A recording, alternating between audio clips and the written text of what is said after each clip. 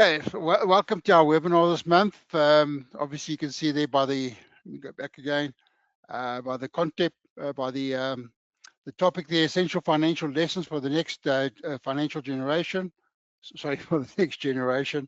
The whole idea here is that if you ever wondered why some families build lasting wealth across generations while others struggle to preserve financial stability, well, if you ever had that thought or question, the difference lies in financial literacy. So the whole idea here is just passing on financial wisdom onto the next generation. And obviously the idea here is you're going to transform temporary wealth into generational wealth. So, without doing that, without teaching the next generation about money and things like the cycle gets repeated all the time. And you'll see one of my slides just now, we'll have a little case study. But my goal today is to obviously discuss the essentials of teaching the next generation the importance of money and things like that. But so let's go into my, I hope you guys can still, yes, so this is so, okay, there we go. So you can see the three topics. What are the benefits of building wealth? What is generational wealth? And how can we build generational wealth? So the whole idea here is to, if I had a preempted question, some of you might have seen that quiz show, Who Wants to Be a Millionaire? It's the same thing here. I want to ask you the question, who was the first millionaire in your family? Are you going to be the first millionaire in your family? So yes, it's great, great goal to have. So just as a quick introduction, how to be the first millionaire in your family. He has 10 ideas here quickly. But the main idea is that you want to educate yourself financially. You want to educate, you want to read a lot of books. I saw somewhere that Warren Buffett reads a lot. Same as Bill Gates, Bill Gates reads something like 50 books a year. And same with a guy like Mark Cuban. He spends nearly 3 hours a day reading things like that about keeping up to trends and that. So number one, educate yourself financially. If the millionaires and billionaires are doing it and to be successful, good idea there, follow them. And then number two, on the highlight there, number three, create multiple streams of income. Most people have only one income stream, and that'd be their salary. If they lose their job or they're retrenched, they're in dire straits. So the idea is to build multiple income streams, be it having a share portfolio with dividend income or rental property, etc. We'll discuss more about it. And I have discussed this before in previous webinars. Live below your means. That is very, very important. You can't live a champagne lifestyle on a beer income. Some of you heard of me say that before. So live below your means, and also the main idea with this is to pay yourself first. When you get your income, pay yourself first, be paid into your investments, and thereafterwards pay your expenses. Okay, so set clear financial goals. Numbers help, and then also right at the bottom there, number 8, stay resilient and adapt. There will be some challenges, so you have to stay resilient and stick to the goal. If you've got those clear goals, it'll keep you on track. Okay, and then when I say there, number 9, give back, it's just mentoring. You'll see my little case study just now with Tabo, what he did with his cousins. But the idea is giving back, and specifically, I like the idea of mentoring. If you can teach the younger generation, the more you teach, the more you learn yourself. Okay, so that's just a quick introduction. So let's talk about a little case study. Iago Tabo, he's 22 years old, lives here in South Africa. Give you some background. He grew up in a household where money was seen as only something to spend, not something to manage. So his parents always struggled with debt. They never discussed budgeting. They never discussed money. And I think that's a lot of things. People never discuss money in a family. So the problem with that is obviously you inherit those habits from your parents.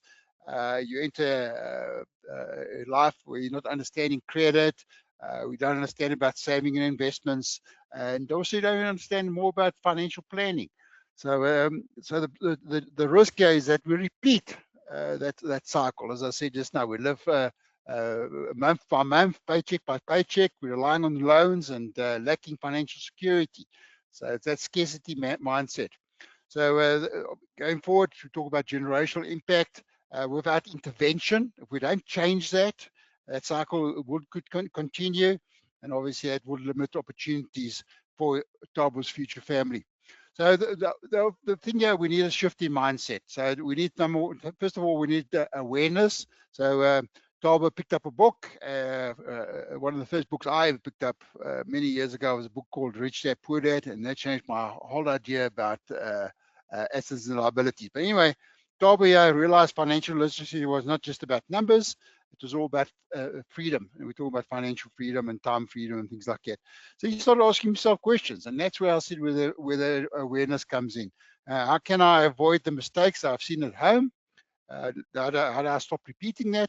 But also, what habits can I build now to secure my future? So that was the shift in the mindset. So the opportunity came up where he joined a community program that was teaching the basics about budgeting and saving and investing, the basics, and you apply what you learn, and you will be successful. So he started tracking his expenses, saving 10% of his income, and learning more about compound growth. So he saw his money not only as a tool to buy things, but also for independence, not just for survival. Okay, so he implemented these things. He implemented things like budgeting. I've spoken about this many times in webinars. That's where you can control your income and expenses. As I say, pay yourself first is one of the rules there too. But he also created a monthly plan to avoid overspending, as you can't go into a situation where you're spending more than you're earning. So he opened a high interest savings account. That was a starting point, and he set automatic debit orders for that. So he started learning more about low-cost index funds, unit trusts, and ETFs and that. But he started small. You can start as low as 500 Rand a month. And as I say, he started his journey with a group of peers that took him under the wing. They gave him some mentoring. They encouraged him. And there was always this talk about money. Okay, so let's move on to within a year, Tabo had built an emergency fund. He was carrying 3 months of his expenses. So ideally, you want to get to a stage where you have between 3 and 6 months and ultimately maybe 12 months expenses covered. So you could have that peace of mind. I always say Swan, sleep well at night. So he avoided unnecessary debt. He began investing consistently. So his confidence grew. That's the main thing here. His confidence grew and he became a role model for his younger cousins. As mentioned just now, he started mentoring them. So it's paying it forward. So he showed them more about financial discipline and it creates more options for them. So what are the key lessons? What are the takeaways we can take from this? Breaking the cycle requires early education and practical habits. So first of all, is that awareness. Okay, number two is financial literacy empowers independence and resilience. And then thirdly, obviously teaching the younger generation shifts that money from being a source of stress to a tool to build legacy. So let's give you some context, some background into how we're going to get going on this topic today. So what are the benefits of building wealth? And that's a silly question there. Everybody says, oh, I'm going to have more money, but it goes more into that. As you know, if you can teach your children about money at a young age, you're teaching them to be independent when they leave home. I learned this thing many years ago. I heard about it. I said, you want to teach your children about roots and wings. You want to give them roots where they're coming from, and you want to give them wings. So the whole idea, if you can teach your children about money habits, they'll build financial independence. They'll be more confident. They'll make smarter and better decisions about their money. And also, as I say, it will prevent them from going into unnecessary debt. If they have that mindset right from the beginning, living with it below your means, and paying yourself first, all those kind of things will help them not going into debt. So it teaches them about the true value of the rand, how you can get this money to work for you, and obviously there's pros and cons of them learning about overspending. So teach them at a young age when they have their pocket money and things like that, how to work with money. But also teaches them about delayed gratification. And I think that's one of the biggest challenges. We live in a time where people get bombarded with all these adverts all the time, especially the children. They want onesies. We call them onesies. When you go to a shopping center, go to a place and you got this aisle, and you walk up and down those aisles, all those sweets and that. It's just at the same height as the children's, and they want. Okay, so the whole idea is you teach the children about patience and you show them how to save and how you can use the money, the magic of compounding and obviously in their favor. So yeah, that's some sacrifices there. But as I say, it just also prepares them for real world scenarios. You know, they understand broader concepts like as in household debt and expenses. They understand more about um, things like money, and the things that not get covered at school. Okay. So what are the benefits of building wealth? Goes, as I say, further to building financial security, independence, helps them with crisis resilience. You have that capital build-up, that emergency fund. It just allows you to absorb those life shocks, as I always say. You know, if something comes along with a medical emergency or something with your car, at least you've got that emergency fund set up. But also it helps you with that, I mentioned just now, freedom. We talk about time freedom or money freedom. We talk about lifestyle freedom. You can be in the situation where you can say no to a toxic work environment. You know, you can walk away and say, okay, I'm rather going to pursue my own business, or I can retire on my own schedule, etc. So it gives you those choices. That's what I mean by that. And then the generational impact, you want to accumulate assets that can be passed on. We'll be discussing more of that in a few slides. But also, bottom line is that mental well-being. You know, a lot of people worry and stress about money all the time, and it's one of the biggest reasons for divorce. So this just gives you that foundation that gives you that peace of mind. I mentioned just now SWAN, sleep well at night, that acronym. Okay, so why is generational wealth important? So we go one step further. So this is just leveraging up. So first of all, very similar. Okay, so financial and security freedom, but the main thing now is that we don't go into debt. Okay, we eliminate all burdens of debt, and obviously you allow your children to save and invest and weather emergencies further. So that's the big difference here. They don't inherit debt. So it paves way to opportunity, gives them, again, those choices I mentioned just now. Compound growth, we talk about like share investments, family trusts, property, be it residential or commercial property. All these things appreciate over time. But as I say, they inherit something that's going to compound and grow all the time. Okay, and then lastly, I've mentioned again that emotional well-being. So there's a bit of a repetition there, but this is where it gets important. I wanted to show the core differences. I don't know how to explain it. I call it normal wealth creation. That's just what everybody else does compared to generational wealth. So if you look at these four criteria, we've got time horizon. So a normal wealth creation, it's short to medium term, usually about between 10 and 30 years. And it's your primary goal is usually self-sufficiency for yourself.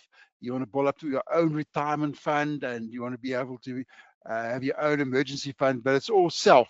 Okay. And then obviously the risk profile usually starts out when you're young. You can take on more risks, so you're more aggressive in the early years, and as you get older, you scale more and more away from having all your money exposed to higher risk equities, and you go more and more to stable funds and more and more to money markets. Okay, but we scale down. And then right at the bottom, then you know, we have our standard inheritances, wills and direct payouts and things like that. I'm amazed. When I was doing this research, how many people do not have wills. They say between 60 and 70% of people do not have a written up-to-date will. And that's scary, because if you don't have a will, well, it creates so much problems for your children and your descendants. So have that, number one, in place, because it just sorts out things. And then we talk about direct payouts. It's very important, I believe, to have a life insurance policy. So have a life insurance policy. So when you die, that gets paid out. Your descendants, your children have access to it straight away. It doesn't go into your estate. Very important also. Okay, so that's what I call the normal wealth creation. If we talk about generational wealth, the time horizon is much longer. So it's perpetual. It's ongoing, forever and ever and ever. So it's multi-generational. We talk about primary goal here. It's long-term family legacy and asset preservation. So that's our goal. Totally different goals, but it's more thinking about the family, sort of self. We're talking about risk profile, a bit more conservative, a bit more defensive. The whole idea here is asset protection. Okay, erosion against inflation, erosion against overspending and things like that. And then from the transfer method, and this is where it's very different. The strategic tools that they use things like family trusts and generation skipping structures. Now, generation skipping structures is your children's children. So in other words, your grandchildren. So you set up trusts.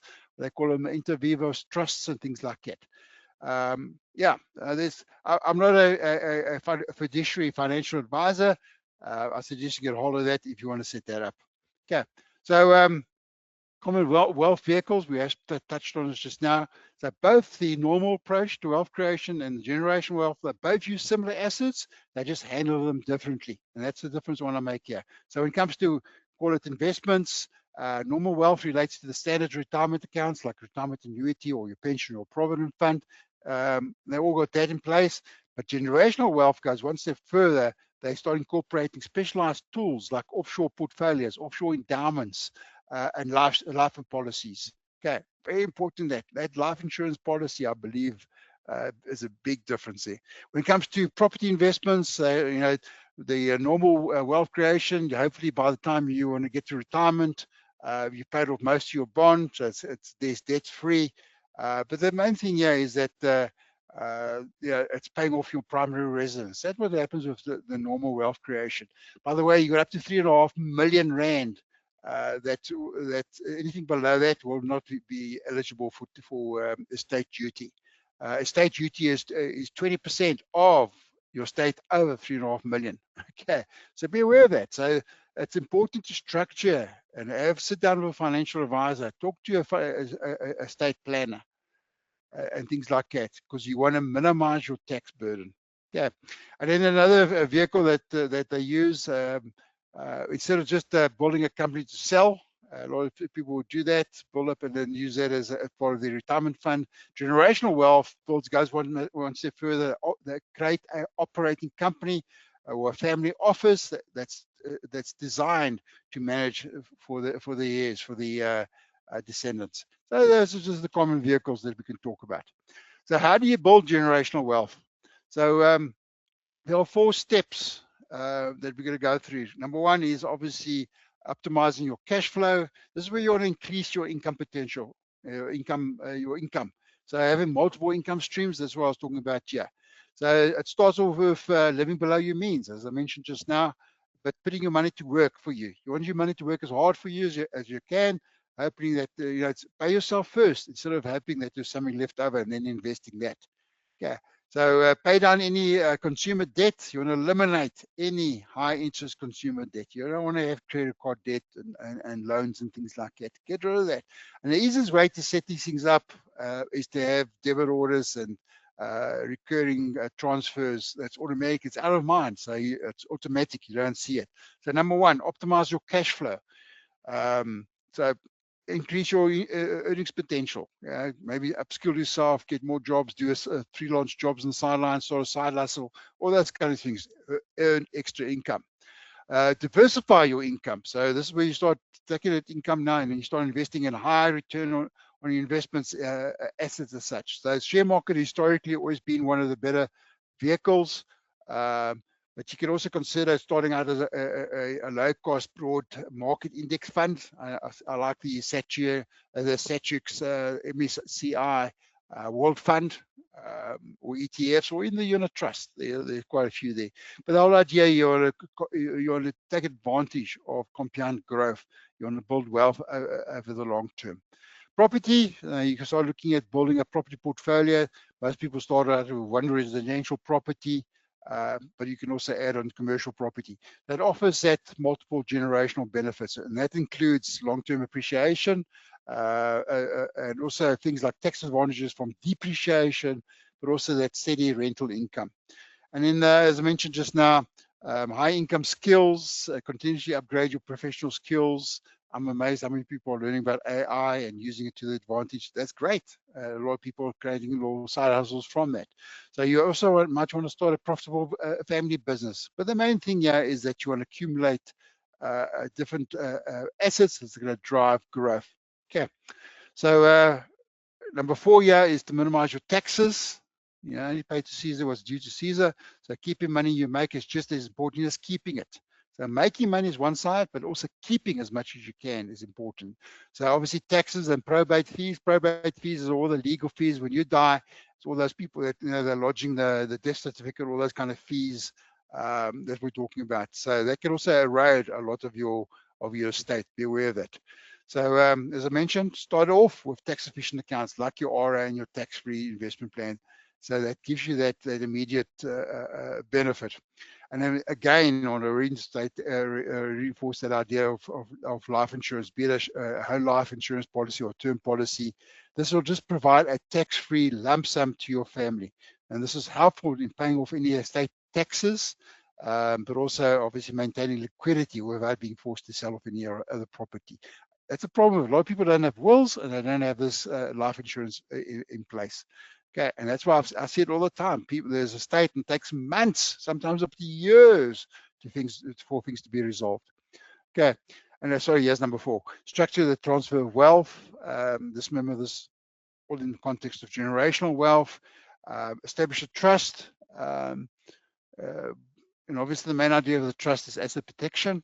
Okay, just better understand also, again, I suggest when you speak to the fiduciary advisor, speak about the pros and cons. There are pros and cons. There's obviously the tax is much higher, capital gains tax is much higher within a trust and things like that. But there's ways and means of getting around it. But also the main thing I want to highlight here is when you want to that transfer of wealth, you want to educate the next generation. Teach your children about money. Give them financial literacy, teach them the value of the rand, how this rand can work for you. Take a 50 rand note and show them this is your slave. It can work for you, it can work for you, your children, it can work for your children's children. But the minute you give it away, it works for someone else. Okay, so just that kind of mindset you want to teach from a young age. So here's a little case study again. Here's the McQueenas. They got into a lot of trouble financially and things like that because they're living debt free. I mean, in debt. They became a bit more savvy, also became a bit more, as I say, aware of the situation. I wanted to break that cycle. So yeah, those 4 steps. They want to increase that potential. So they started investing in themselves, learning, attending financial courses, doing something online. There's a lot of stuff on LinkedIn Learning. There's a lot of stuff on Udemy. But learning more about investing and upskilling themselves. So they also encourage their children to pursue high demand careers. Ensuring future earning power. So that kind of thing. So number 1, increase your earning potential. Number 2, invest in the higher return assets. Don't put your money in a tax-free savings account in the bank because you do have an interest rebate already. That's a defeats object there.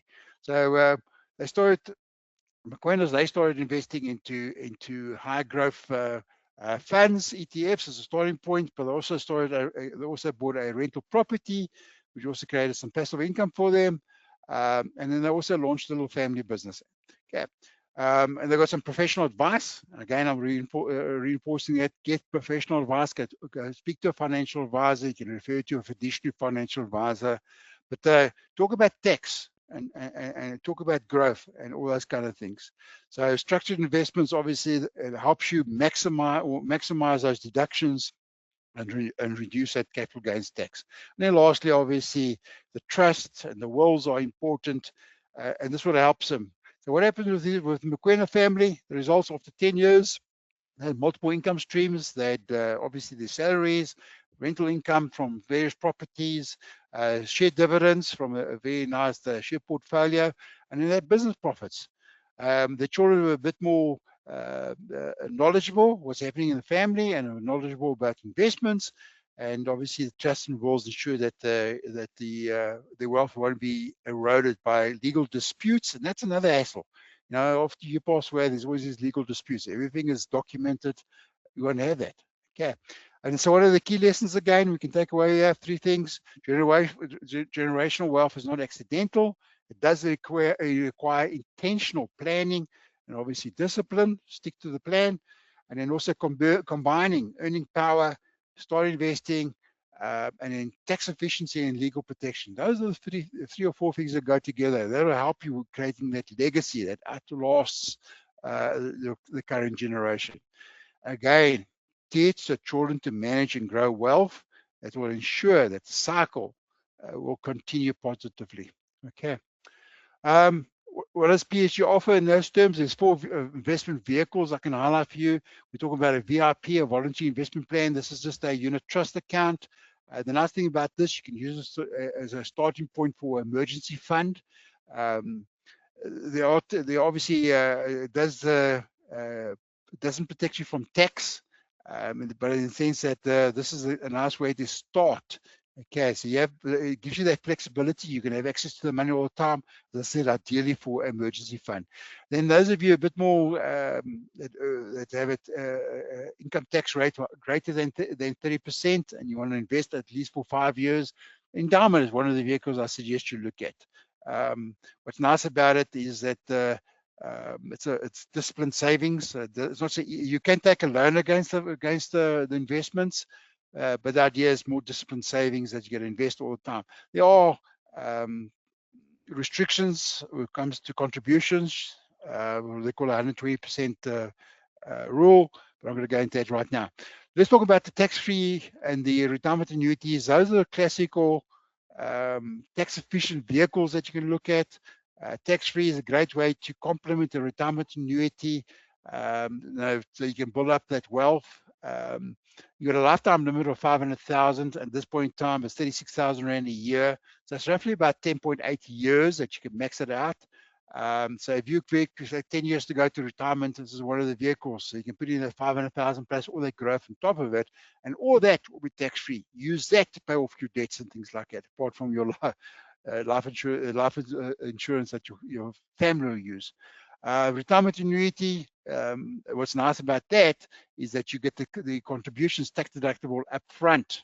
Okay, so up to 27.5% of your income per year, you can contribute to retirement annuities. And then when it comes to retirement, you move a lump sum into, so you can take a lump sum, and that's obviously with retirement rates, but also the other 2/3 gets invested into what we call a living annuity, and that's going to give you a monthly income when you retire, when you're not having a salary anymore.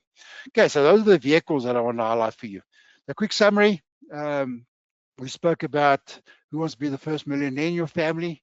Hopefully you can put your hand up for that.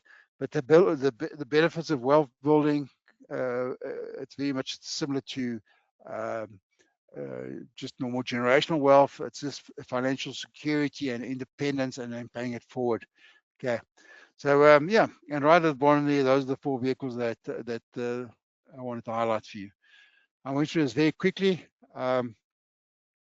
Yeah, let me see if there's any questions. Yeah, okay. Well, let me see if I can get back to this again. What are the questions? Any questions?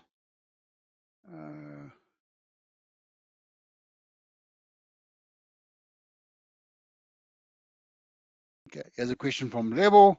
She wants to know what's the tax implications on the endowment policy. Level, good question. As I said, it's ideally for someone who's got a income tax rate of above 30%. So remember, it's in the life policy. So the life policy gets charged the tax. It's the inclusion rate is 40%. So it's 40% of the 30%. So the effective tax rate within the endowment is about 12%. So it's very good. Okay, good question. I hope that helped you.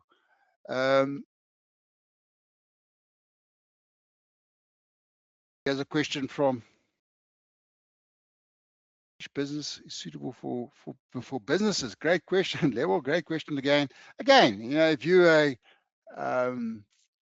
company, a sole proprietor, you can still have a retirement annuity, but you can use the VIP again as a vehicle for having that security of emergency fund.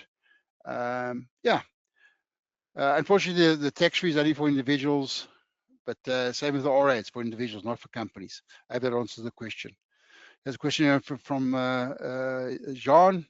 He wants to know, how do I find a fiduciary advisor? How do I find a fiduciary advisor? Great question. Go onto the PSG website, and I think it's in the top right-hand corner, there's a blue button that says find a financial advisor.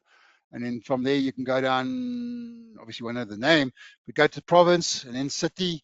And then it's going to ask you what kind of service you're looking for. And then type there, I'm looking for a fiduciary financial advisor. That's a starting point. Can we have a session in dealing with the winding up of estates? Paul, yeah, as I say, I'm not a financial advisor. I'm not a, but yeah, I can maybe look into that for you, do some research. Okay, I don't say I do not like this new setup, but we'll learn from it. If there's any other questions, let me know. But hopefully you've enjoyed it. You found value. I went through it very quickly because this thing is limited to 30 minutes here. But guys, from my side, thank you very much. Bye for now.